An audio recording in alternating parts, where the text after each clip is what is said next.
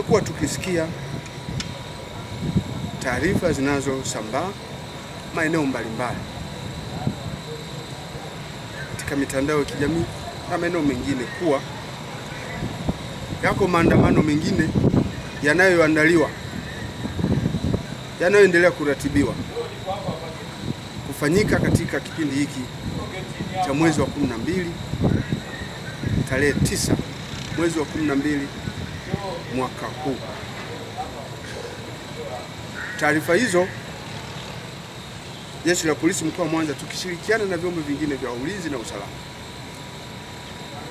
tumezichukulia kwa uzito mkubwa sana, hatujazipuuza hata kidogo. Tumeendelea kuzifanyia kazi kwa utulivu mkubwa, huku tukiendelea kuwabaini wale wote wanaojihusisha na uchochezi huo, ambapo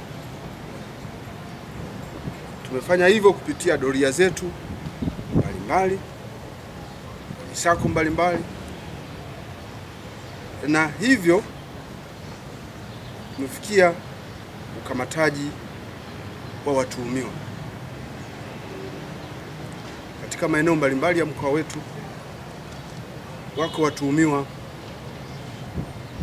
116 wanaendelea kuhojiwa kwa uchochezi huo.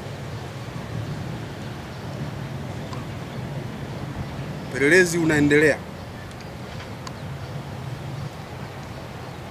Utakapokuwa umekamilika,